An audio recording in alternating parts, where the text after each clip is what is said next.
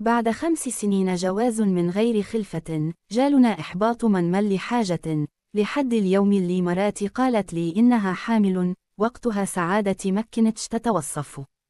ومرت الشهور، وفي آخر أيام الحمل، كانت مراتي بتشكي لي إنها بتصحن من النوم تلاقي طفل صغير حدود 4 سنين واقف جنب السرير وحاطط إيدها عين بطنها وبيبتسم. فالأول قلنا إنه بسبب الفرحة اللي هي فيها وإنها منتظرة طفلنا الأول بفارغ الصبر، لدرجة إنها بدأت تتخيل شكله لما يكبر.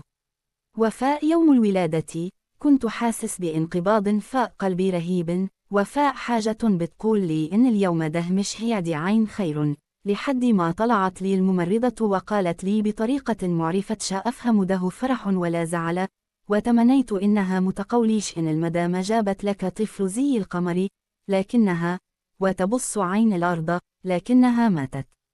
لقتها بتقولي: مبروك، المدام جابت لك طفل زي القمر. حسيت إن جسمي بدأ يبقى بارد. الجملة اللي خاصة منها جاية، لقيتها كملت كلامها وقالت: والمدام كويسة الحمد لله. تنهدت فارتياح، فقالت لي: لكن الطفلنا رجع تاني جسمي يبقى بارد، وقلبي دقاته مبقتش منتظمة. قلت لها بعدما بلعت ريقي: ماما، ماله؟ رفعت كتفها وقالت: مولود بدون جنس. ضيقت عيني بعلامة إني مش فاهم، فقالت: مش معروف إنه ذكر ولا أنثى، المنطقة دي عبارة عن جلد مصمت، زي الظهر كدة، مفيه شي فتحات. نقطة. بدأت أبص حولين مني، ومخي مش مستوعب اللي بتقوله، فطلبت منها تدخلني أشوف مراتي وطفلي. ولما دخلت، كانت مراتي باين عليها التعب والإرهاق الشديد، وشها بقى أصفر، وكنت حاسس إنها دبلانة، فأنسبت السبب عندي أول ولادة، وبتبقى صعبة. الدكتور كان واقف، وكان حاطط الطفل فاء سرير صغير جنب مراتي. سلم عليا ومشي. قربت من الطفل، كان مغمض عينيه ونايم فاء هدوء. قربت منه، وبوسته فاء راسه بحنان، فلقيته بتثاءب، وقبل ما أعلن عن ابتسامتي، لفت انتباهي خاحة غريبة جدا: الطفل ده له أسنان. لا، دي مش أسنان الحليب، اللي هي أساسا مستحيل تطلع دلوقتي، دي أسنان عبارة عن أنياب مدببة، شكلها أسود ومنخورة بشكل مرعب. ده كانوا ملبسينه زي مريولة. رفتها عشان أتأكد من كلام الممرضة، وفعلا كان عبارة عن جلد أملس، بدون بروز، بدون ثقوب. غطيته تاني ورحت ناحية مراتي اللي كانت نايمة عين السرير، فاستسلام تام للتعب، وقربت منها وقبلت جبينها. لقتها بدأت تفوق وتفتحت عينيها براحة، كانت جفونها بتتفتح بتثاقل وكسل، وبانت عبنيها اللي دبلانة المرهقة. شوفت شفايفها تتحرك، كانت بتحاول تقول لي حاجة. قربت من بوقها، صوتها كان عامل زي الفحيح الهادي.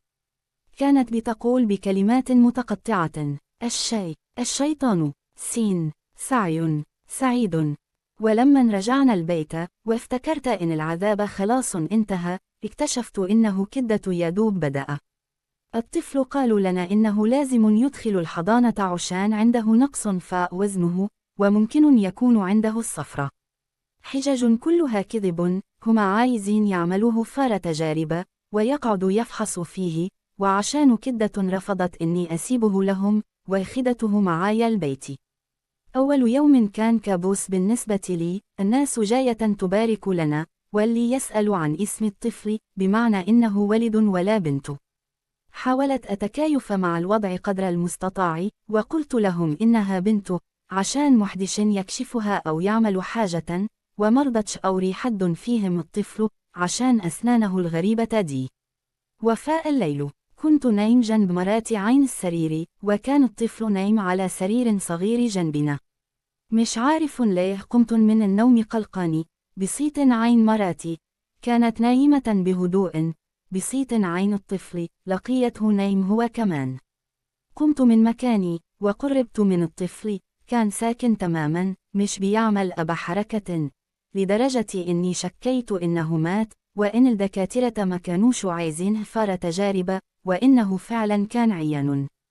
فقربت دماغي من أنفه، مكنش أي صوت، حتى صوت قلبه مكنش موجود. هزيت جسمه براحة، حاولت أصحيه. مفيش أي استجابة، بدأت أهز فيه جامد، لقيته فتح عينيه فجأة وشي. متنسوش تعملوا لايك للفيديو وتشتركوا في القناة وتفعلوا الجرس علشان يوصلكم كل فيديوهات الجديدة.